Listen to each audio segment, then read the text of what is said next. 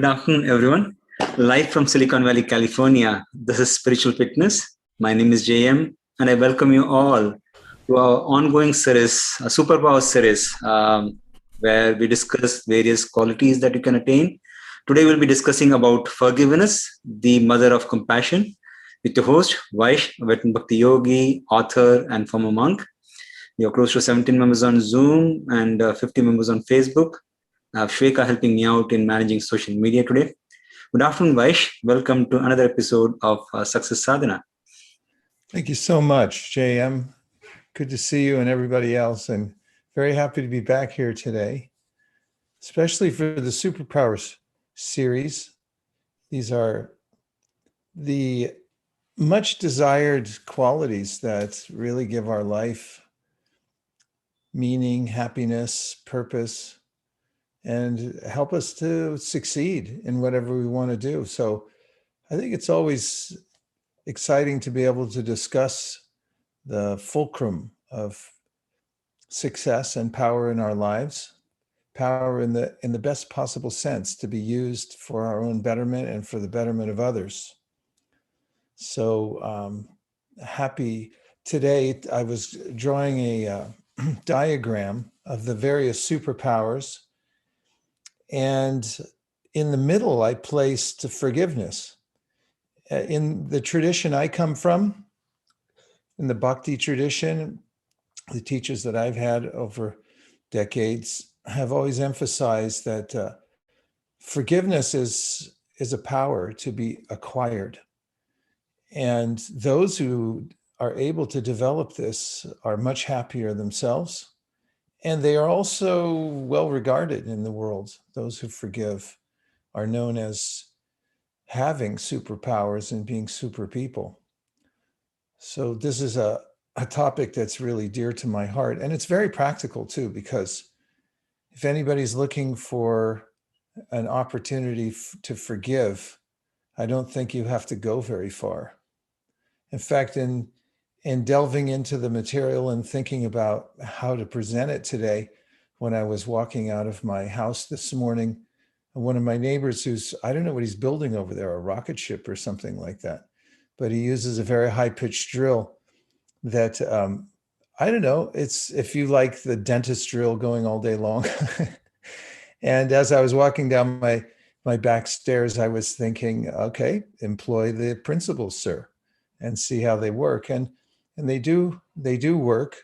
I was able to transcend that very momentary feeling that, why does this person exist on the same planet at the same time type of feeling that erupts like a little mini volcano somewhere from some kind of impression that I've gained over, many lifetimes.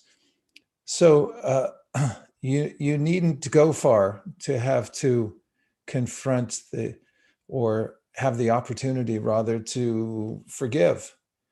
And it's rather refreshing. More than that, it's actually edifying. It helps us to grow and become complete by learning the process of forgiveness. Anybody who has, children, spouse, partners they're working with, unless you live in a cave, I think if you live with others, of course, I know people fight over caves too, but there is a way in which we have a lot of opportunity due to social interaction to employ the principles we'll be talking about today. And I will give some very practical points. So how's everybody doing? You give me a thumbs up if you're doing pretty good if you're here. By the way, feel free to put your camera on. Don't worry. If you feel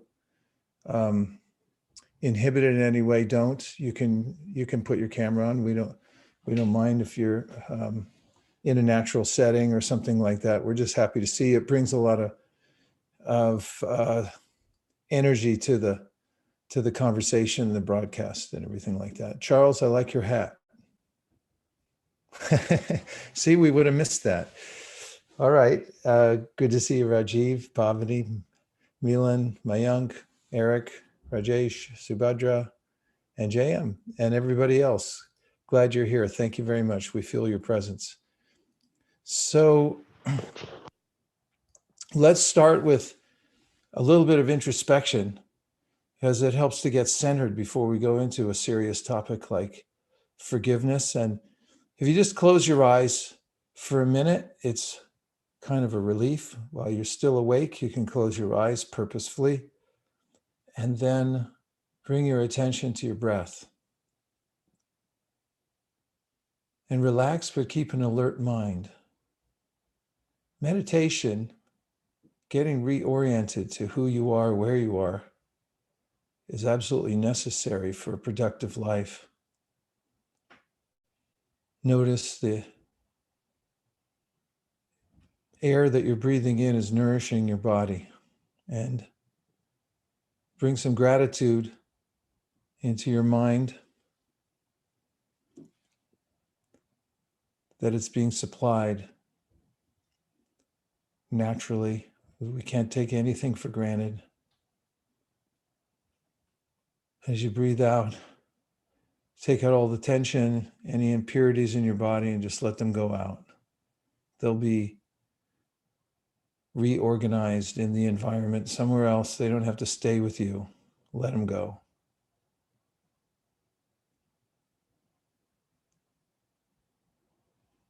And as you're breathing and aware of your breath, become aware that you are the one who's aware. You're the watcher. You can objectify your breath and notice that it's air coming in and out. You can objectify your lungs and see that it's an apparatus.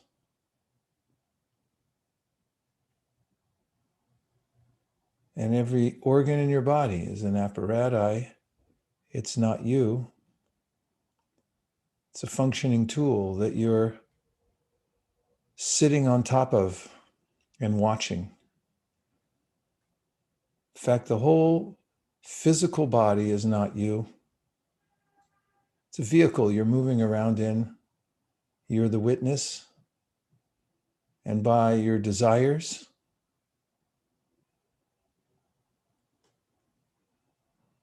you're creating your reality. Rather, you're being accommodated. Your desires are being accommodated by the material nature around us eventually.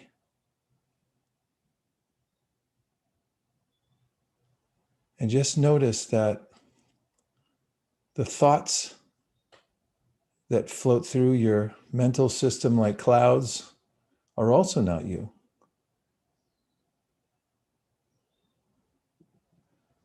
This morning on my walk, I went by the high school nearby my house and saw many signs placed on a cyclone fence with congratulations for all the recent graduates. And I was observing the many names that parents had given to their children. How long will we each have one of those names? It's a name tag we get with this body. Soon we'll drop it. We'll take on another identity somewhere else, sometimes even in this life. Constantly changing outside world and our life situation and the labels we put on it are temporary, but we, as the animating force behind the body, are permanent. We're just passing through, and everything around us will change and is changing right now, including our body.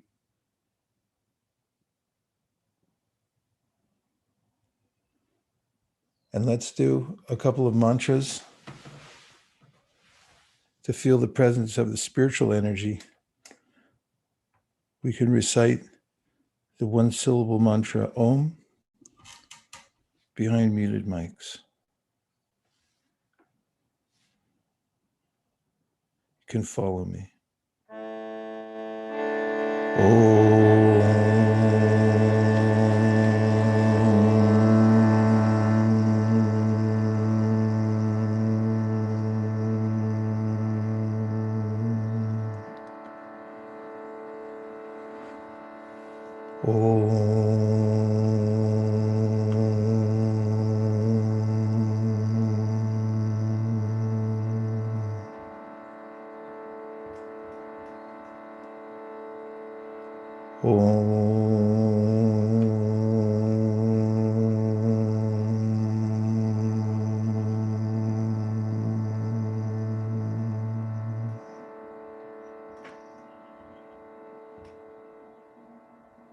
And bring your attention back to your breath.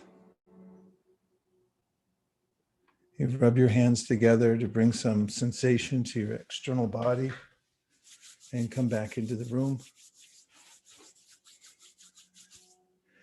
And now, JM, let's take a look at a few of the notes on forgiveness so everyone has a chance to process it and then give reflections. So you could put any reflections you have or questions, just elevate the conversation in the chat box, or you can just speak up.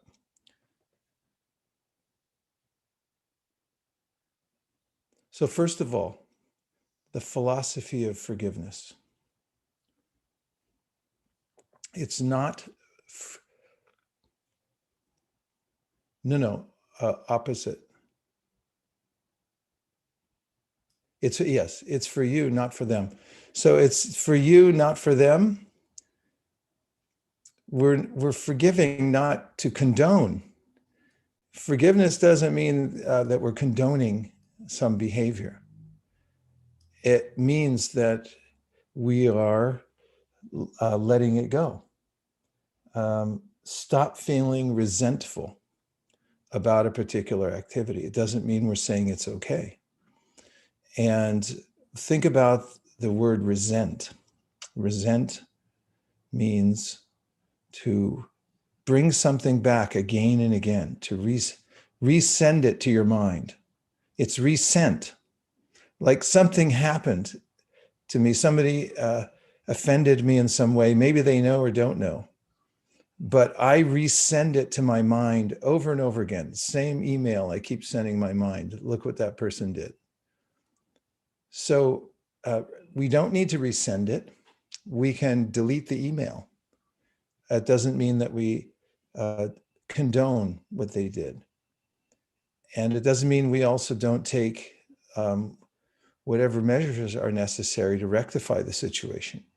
But for us, it's for us, not for them, that we're forgiving. It takes the burden off of us.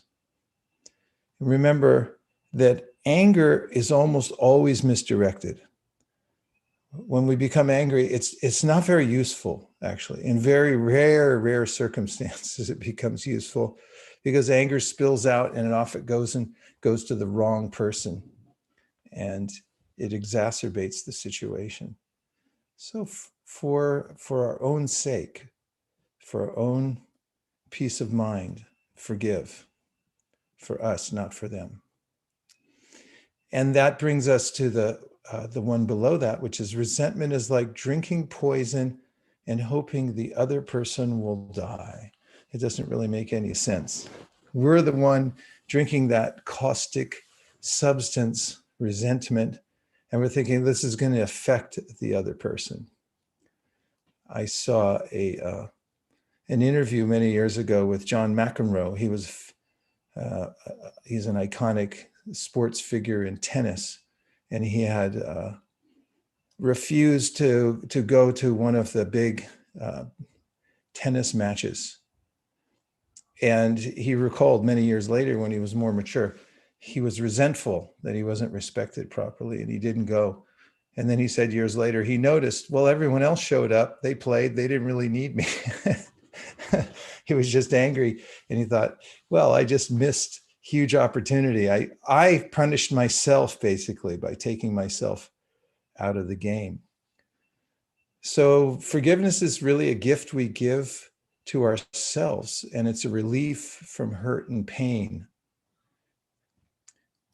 And finally, in the philosophy of forgiveness, we can become introspective and ask, if people forgave me only as much as I've forgiven them, how would I be doing right now? I mean, really take an inventory and say, okay, how have I been forgiving? And if somebody hasn't forgiven you, it's like, is that how I've been treating others as well? So think about it, the difference also between mercy and justice. Justice means you get exactly what you deserve, and mercy means you let some things go that ordinary people might not let go. And which environment would you rather live in? An environment of mercy or justice? And again, it doesn't mean that we become doormats and let everybody walk over us. But at the same time, these are very high-minded emotions, that is mercy. It requires a softness of heart to be able to forgive others, to be able to give mercy in certain circumstances. And it again, and I cannot emphasize this enough, it doesn't mean condoning. It doesn't mean that we say, yeah, what you did was fine. And we may even have to take measures to protect ourselves from it again.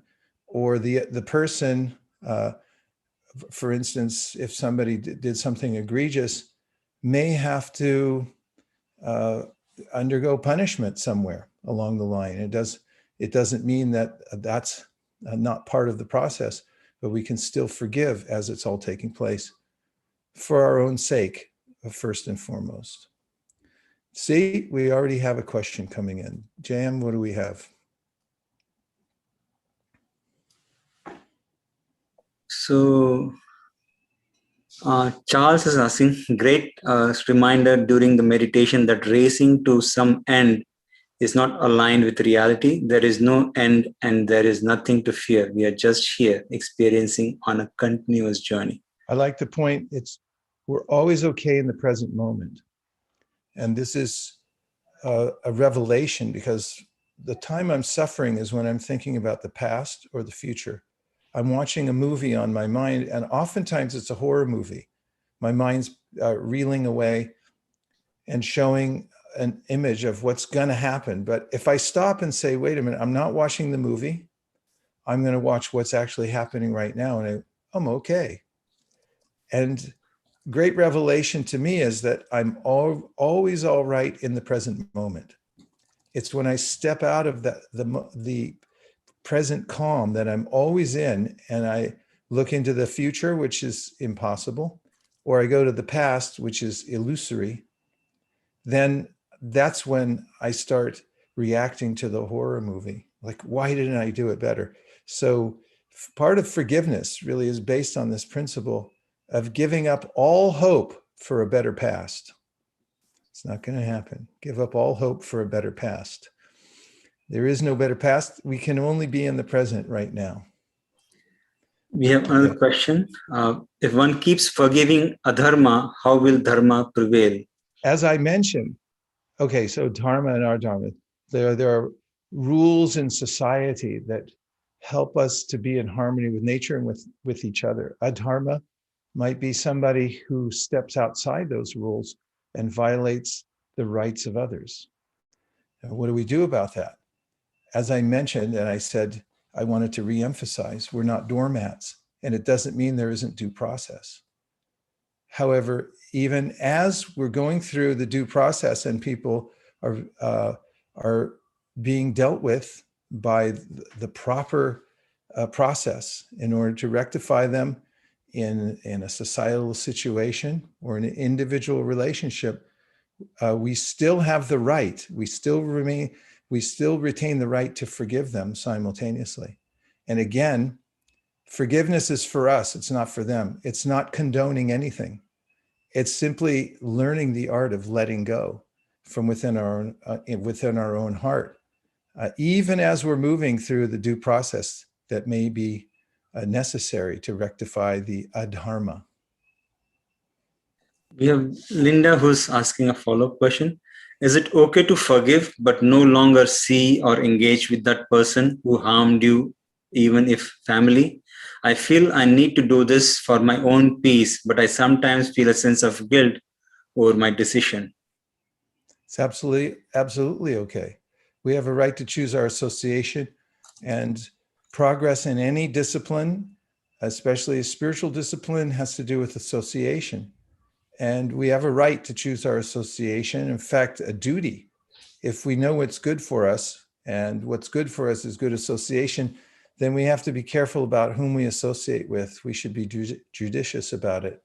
So even as we forgive someone, it doesn't mean that to prove we've forgiven them, we have to go in and live with them, or if they're a repeat offender, to go on exposing ourselves to that. Looks like we have a question on the Zoom. Yeah. So Linda just acknowledged. Thank you for that answer. That brings me peace, is what she says. Yay! And we have a question from Milan on Zoom. Go ahead, please. So just a follow up on that, because is that real forgiveness then? Because real forgiveness, as I understand, is removing that load from our heart. Externally, sometimes I feel I may say sorry or you are forgiven. And sometimes I've seen that the person who has actually done the mistake, they may have done it once, but the person is not able to forgive even after a few years, because the relation never comes. It's like a pickpocketer is literally hanged. So yes, he did a small mistake in a fit of rage and assuming it's nothing serious.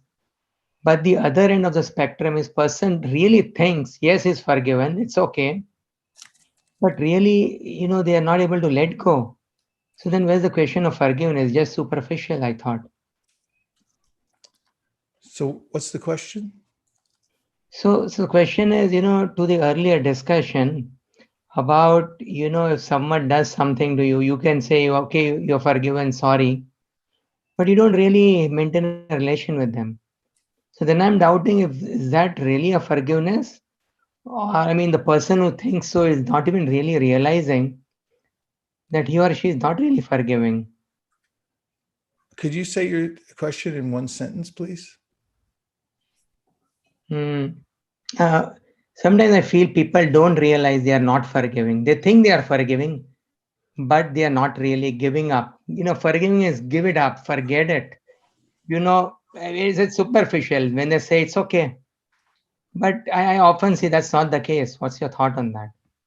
Milan, I think if that was one sentence, it was more that it must have had a semicolon in it. What, JM? You translate for me. No, I think what Milan is trying to say is, okay, we forgive, but then we don't engage. So is that true forgiveness? Because if you're forgiven, then you will not hold back from engaging. As I said, you don't have to engage just to prove that you've forgiven. Even people we don't have a situation in which there's something to forgive, we may choose not to associate with them. I said, as a basic principle, self-preservation and moving forward in our life is the first principle. So if there's a situation where somebody is not congruous with our goals, our values, and so forth, we're not obligated to associate with them. And especially if it's a situation that we're trying to prove that we've forgiven them, so therefore we spend extra time with them. The two aren't, it's not mutually exclusive. That's my point. Vesh, may I summarize my understanding of this? Yes, please. So to Milan's point, I think what I understood is that forgiveness, as you said, is about me. It is not about doling justice to somebody else. Therefore, because it is about me, that detachment is okay. That detachment is exclusive to the whole situation. Right. I emphasize that because one of the first assumptions that I'm apt to make about forgiveness is that I'm condoning somebody's aberrant behavior towards me. So I start that as a foundational point. It doesn't mean also that, as I said, that we're... So is it then fair to assume that, again, trying to build up that yes, in condoning or in not condoning, all right, let me rephrase. In forgiving somebody, because this is about you as an individual, or us as an individual. In forgiving somebody, we are taking care of our mental state. We are still not condoning their behavior, which by its karmic cycle will take care of itself. Yes, that's one aspect of it. Although it's just one aspect, and it's our beginning point. As I say, I'm starting from that point because I find it's the most common assumption when we say forgive, and they say, yeah, but they don't deserve it. It's like, okay, that's not the point to start from. The point to start from is like, how is it affecting you? However, the highly philosophical points we're going to get to in a minute, that's what you're bringing up because that's where you live in that very high level of thought, if I may say, Rajiv. So as we continue, I think, Milan, it'll be fleshed out a little bit more. What else is on the board, JM? We have one more from Subhadra. I think sometimes I mix not being able to forgive someone with not being able to trust them or not being able to feel good about them again. Sure. It is our associations with other people. Social interaction is very complicated, isn't it? And these are very subtle emotions. Trust is so valuable. It's what makes the world go, actually. Without trust, nothing happens. We don't move an inch without trust. And as soon as trust is diminished, then our activities are diminished, our association and the way we interact with people is diminished as well. So it's very, very delicate. So it's no wonder that there are mixed emotions. However, the forgiveness is actually a thing. It's an art, and it does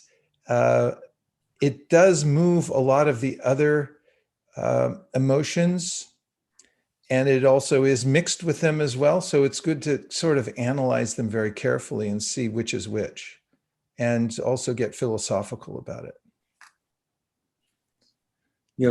Yes, please go ahead. Let's take Wolf's and Vijay.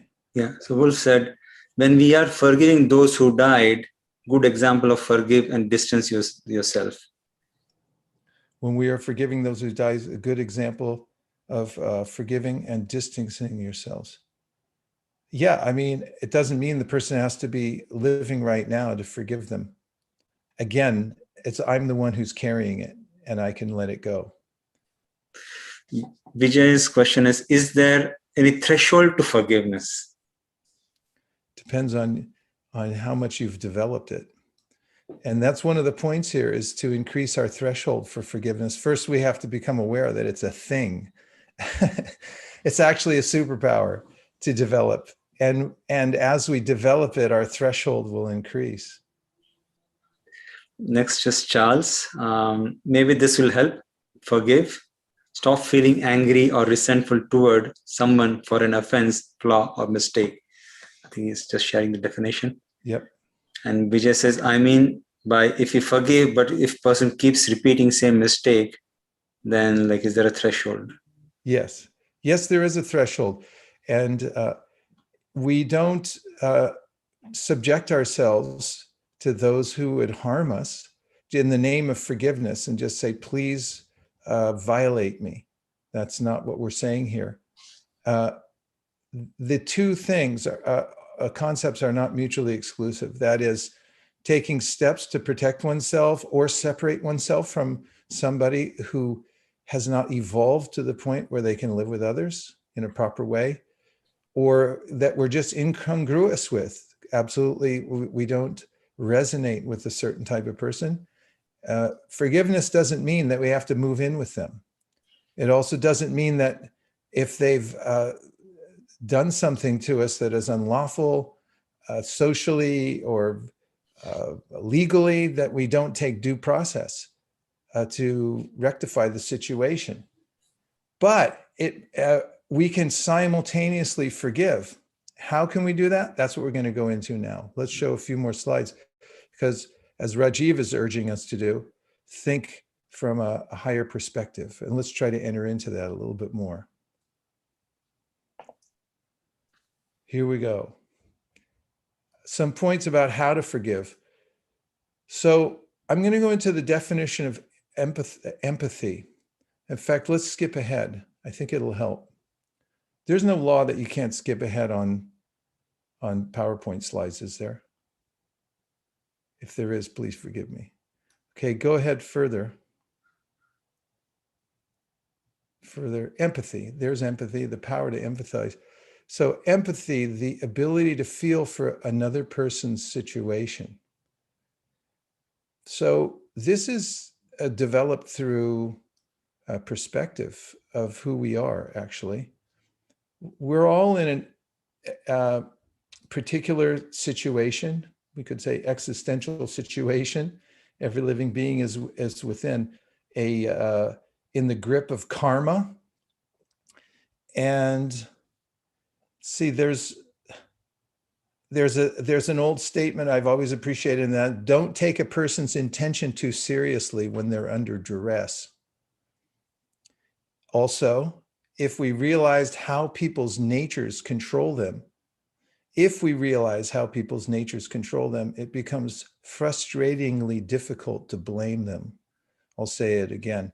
If we realize how people's natures control them, it becomes frustratingly difficult to blame them. Followed with, don't take a person's intention too seriously when they're under duress. So people, animals, all living beings do funny things when they're under duress. And who isn't under duress of the oppression of this world? And also, even higher concept, as we go to the wisdom literatures like the Bhagavad Gita, people are controlled by their natures. And I mean, this is proved in modern psychology. Oftentimes people who are abused, they end up being abusers because there's a cycle, vicious cycle that goes on. And again, it doesn't mean that such persons who commit abuse shouldn't be rectified in a proper way so that they can improve themselves. But it doesn't mean also that we can't rise above it philosophically. That is, rise above their transgression and see, yes, in some way they may be a victim also. And they're carrying out what is being dictated to them by their own nature. So empathy is very powerful. So it's the inability to feel for another person's situation. And this is one of the essential aspects of forgiveness. As soon as I'm able to place myself in the other person's situation, then I can feel for them and see from their perspective, okay, that's maybe why they did it. That's why they transgressed. So M means within your heart, and pathos means feeling. The other words, there are many other words with this path or pathy, like sympathy. We're in harmony with the other person's feeling. You know, we can actually feel for the other person. Sympathy is a very amazing type of power that we have. And apathy is another thing. I don't care what other people think, or I'm immune to what other people think. So there's a way in which when we have empathy, it's a high philosophical concept, because there's a way in which we're recognizing that everyone has some kind of, everyone's in some kind of intractable situation in this world, controlled by their own nature, and they're being moved in a particular way to do things. And this is typically how very high-minded people are able to find a modicum of forgiveness, is to empathize with others in their particular situation. Okay, now we can go back a couple slides.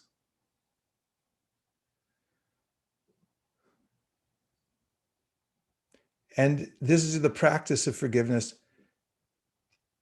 If you can't fully forgive, which may be possible, it's like, I don't know. Like, I'd like to, but I just can't do it. It's like, all right, just try it for one day. It's like, I'm not going to forgive him, but just for today, I'll forgive him. Then tomorrow I'll start hating him again. Or just try for 2 minutes, set your watch and say, I'm going to try it out to see for 2 minutes what it feels like to actually forgive him. I'm not actually going to do it. I'm just going to put my resentment on hold and like, see how you feel. And it's remarkable. And that's why I said that forgiveness is the mother of compassion, because as soon as you actually practice forgiveness, you'll start noticing some compassion coming into your heart. Because it's just like when you fast on a fast day. I don't know if you have fast days, but I do. So, when I fast on a fast day, there's a conversation that takes place between my stomach and my mind. The stomach says, breakfast. And I'm just like, mind says, no, not today. It's like, stomach always says the same thing. What are you talking about? I ask, you feed. And so similarly, when the anger comes up, then it's like, okay, get mad at the person. And then we say, no, we're practicing forgiveness. Get out of here. I want to be angry. And it's like, no, just for 2 minutes, try it. Just like fasting, just, fast for the day, afternoon, one meal, something, and see how it makes you feel. It's like, okay, I try it. And now there's a conversation that takes place with my higher self. It's like, why are you showing forgiveness towards this person? It's like, okay, compassion. I start to feel what they're feeling. I come, which means to come together with somebody else, to be concomitant, to feel what they're feeling, put myself in their position. If I get angry at somebody for not turning on their turn signal, have you ever done that? Pet peeve of mine. It's like, use your turn signal. I'd like to know if you're moving into my lane. But have I ever done it? Well, rarely, because I'm vigilant about it, but I'm sure I forgot once. Maybe that person forgot this time or whatever. Maybe they didn't take driver training. Someone just, sold them a license or something. I don't know, but the fact is that, if I put myself in their position for half a second, then there's a way in which through empathy, I can forgive for a few seconds, and that higher conversation takes place in my mind. This is an act of self-realization, of self-actualization, to forgive, to put yourself above the fray. Don't just get carried away by the river of anger. What use is that? Next one is, don't wait for an apology. Be preemptive. Forgive them before they give an apology. Otherwise, you paint yourself into a corner. If you say, I'm waiting for an apology, two things. One is, they may not know that they transgressed. They may not even know that they need to be forgiven. And second, they may withhold their apology longer than you're able to live. So don't make that the criterion. Otherwise, you've made an ultimatum, and ultimatums are really bad for communications and for living your life in a free way. So it's your right to issue an apology at any time. And it doesn't necessarily mean you have to tell them directly, although that's best. And there's a whole section that we can talk about how to issue an apology properly. But it's important to be preemptive. The sooner you begin forgiving, the less painful it is. And therefore, simultaneous forgiveness is the goal of this practice, even as you're being transgressed upon. Awkward phrase. However, you're forgiving at the same time. Can you do that? Yes, it's possible through practice. How about being kind instead of being right? That little mantra there, it sounds like it's from Sesame Street. But hey, we want Sesame Street values here on Earth a little more, don't we? Don't we want a little more Mr. Rogers' Neighborhood? Be kind instead of right. I mean, these types of things have been left by the side of the road and forgotten. But if you just take that one, just be kind instead of right. Why do you have to insist? And finally, this is one of my personal favorites, and it's something I've developed over the years. And say out loud to yourself, I forgive you. So let's just say somebody didn't use their turn signal, and there's a spark within you that's like, come on, and then say it out loud. It's a mantra that cancels out all that resentment that's starting to arise from your lower self. And you go like this, I forgive you. Don't look at them in the car and say, I forgive you, because Just say it for yourself. I forgive you. And, whatever the transgression is, you practice it, because it's like fasting on a fast day. Your higher self conquers your lower self. Okay, next slide. I'm going to move through a few more of these because I really chewed up a lot of clock somehow or other. The practice of forgiveness engenders an empathy and compassion. Next.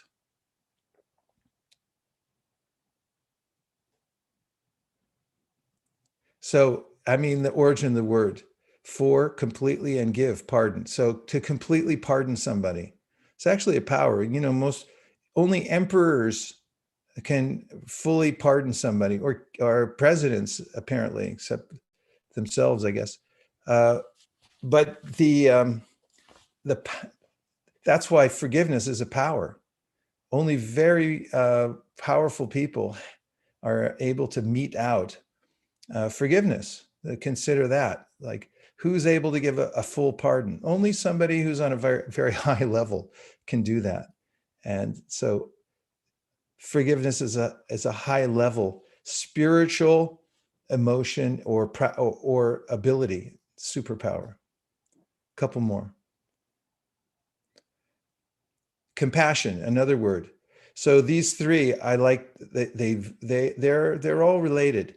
Forgiveness, empathy, and compassion. So compassion is the ability to feel for another's suffering, come with, together, and pati, to suffer. So you feel for the other person's suffering.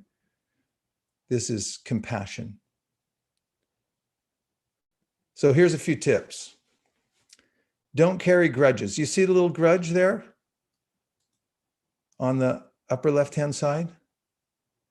So when you carry a grudge, you got one of those little guys under your arm, and you carry him around wherever you go, into the office, back home, in your car. He's there chewing up everything, scratching you, biting you and everybody else around. So here's what you do with a grudge. Take it to the forest and let it go, and just let him run away and go somewhere else. Don't carry grudges. Next is to remember that forgiveness is your choice, and remember that everyone has some good qualities. Try to enter into that. It's empowering when you're trying to forgive someone. And when you must express moral outrage to express your love, forgive simultaneously. This is the black belt of forgiveness. Even as you've got moral outrage and you're expressing it, and maybe it's necessary to make some improvement in your relationship or in society, forgive simultaneously. And you know what? Your demonstration will be 10 times more powerful because of that. Forgiveness doesn't mean that you have to make a wrong a right. It means you release yourself from the resentment you feel towards the offender. Now we could take some reflections. I'm trying to manage the clock today. Quite a few which have come in, so I'll. Really? That's Yes. great.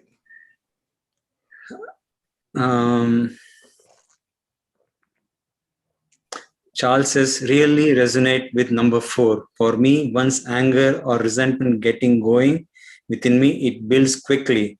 Knowing this, I try to deal with both as soon as I see it arising. Nice, Charles.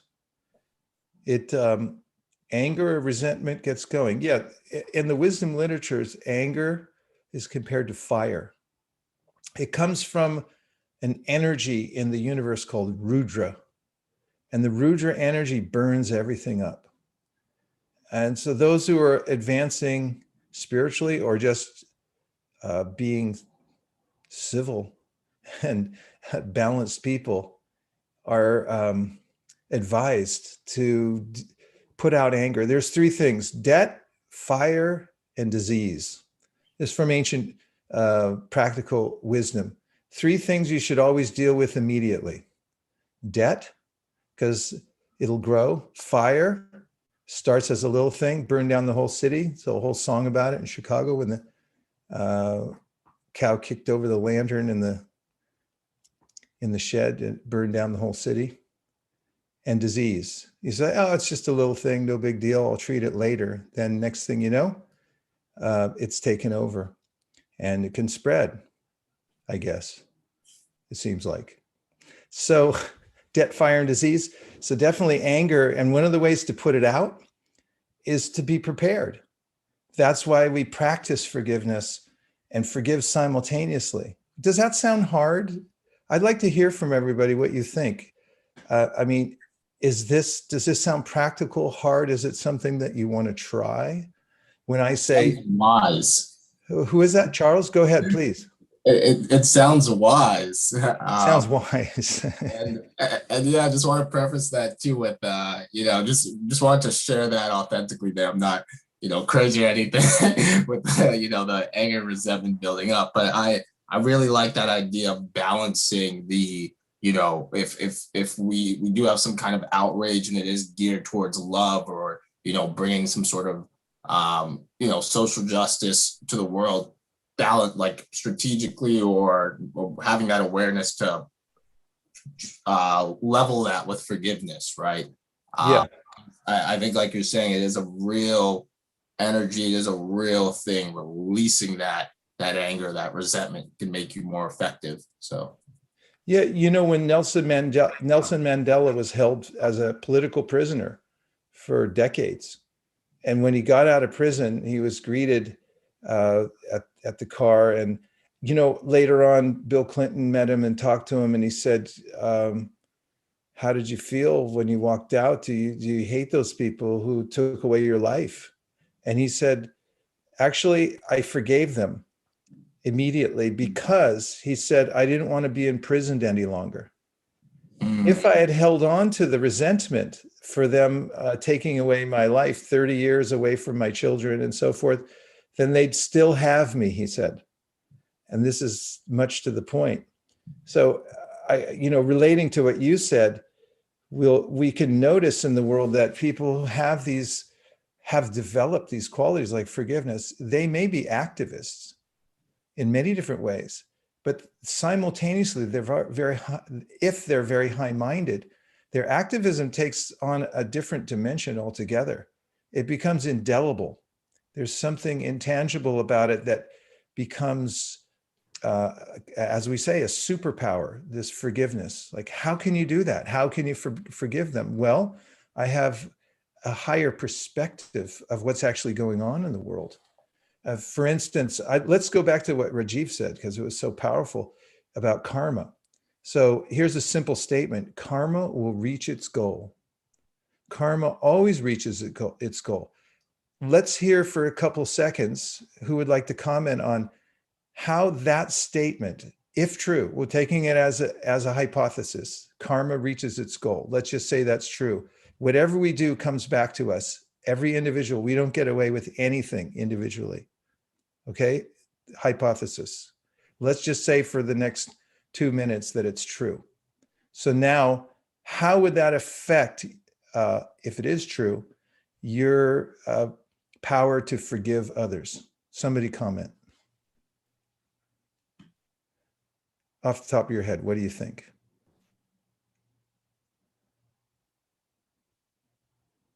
We need that music in between. Yes, please. I think then we will be out of the cycle of karma. We forgive, so we get something, but we don't return in back. So we absorbing some injustice, and we break the cycle. We just break the cycle. Ooh, I like the sound of that. That was powerful, Miriam, that we break the cycle, because as we alluded to before, there is a way in which people who are abused, they tend to get caught in the cycle and then abuse others. And if we're able to rise above that, we break the cycle. Nice.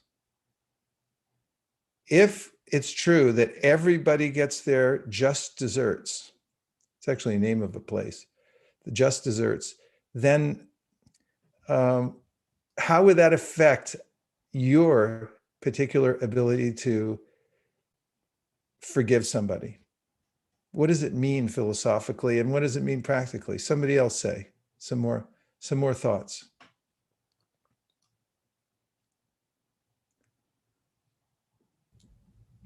I w- Hi. I Nicole. was thinking, I would feel sympathy for that person that, because of that karma, he is going to suffer more. So at least from my side, I want to forgive. Okay. I mean, if you feel that we live in a just universe, that is, everything that happens is accounted for completely and perfectly, then why do I need to get involved so much? Is that possible? Is that part of a part of the thought process, Nicole? Yes, absolutely. Yeah. Okay. Yeah. So that is one of the philosophical points that Rajiv alluded to earlier, and it's very helpful. Here's another point about karma. Try to just listen to this one. I just want to get your opinion of it. Okay, you started it. This doesn't work in the realm of karma. It's not who started it, but who was involved that counts. I'll say it one more time. You started it. This doesn't work in the realm of karma. It's not who started it, but who is involved that counts. And I can back that up from the wisdom literatures. There are instances that are describing dharma, that is doing the right thing according to our higher nature, in which it's described how even someone who had been wronged didn't want to name the perpetrator at that particular time because he said, that makes me complicit. Very interesting concept. So what do you think of that one? You started it, doesn't hold in the realm of karma because it's who's involved that counts. What do you think of that? We got a thumbs up from Mayank. Jesse's nodding her head in smiling, assent. Thank you. And what else on the board, JM? Yes, a few more. KHN and Wolf, both of them are saying something similar. KHN says, number 5 reminds me, do you want peace or do you want to be right? And Wolf says, I choose to be happy rather than right.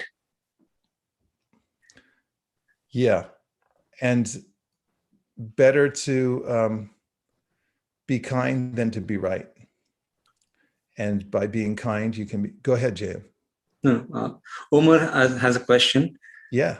For step 6, should we say out loud to the offender, I forgive you as well, or just to ourselves?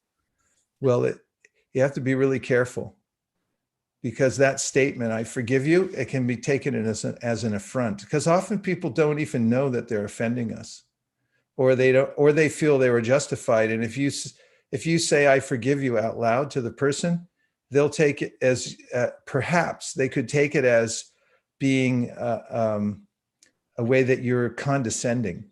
Like, and in order to forgive someone, you actually do have to condescend in a way and say, like, okay, I'm going to take the higher road.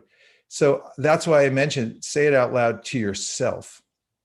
And however, there is a process to forgive somebody when the time is right, when the circumstances are right. And that involves a little bit of reciprocation. And so it's a delicate situation, but if somebody comes to you for forgiveness, there's a way to forgive.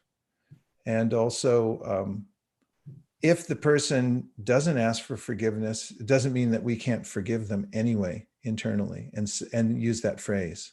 After all, like, let's just say road rage, which is a common phenomenon. And we talked about it before, why it's possible to get that energy of anger on the road, because it's a very impersonal circumstance out there. We don't know who's driving. If we did, we'd have compassion. Let's just say if it's your mother driving, you didn't know it was the other person in the car, and it's like, hey, that's my mom. You would suddenly change your attitude. And so if we look existentially and we say, hey, we're all related. We're all not just humans, we're all living entities. We all come from the same source, and there are extenuating circumstances in the life of all these living entities. And, it gives us an opportunity to forgive. And we can say it out loud, like, I forgive you. And it really helps to say the mantra because it's hard for the lips to do it. It's like, you're not actually going to say that. In fact, if you're driving with somebody else and there's a feeling of indignation, and then you say, I forgive you, then the person will look at you like, you're kidding me. How did you do that? It's like, hey, I heard it on a show somewhere, and I'm trying it out. So try it out. Why not? This is our little laboratory time we have in this short life we have to test on ourselves and see, can I rise to a higher level? And why not? It's your life. You get to practice. So try these things.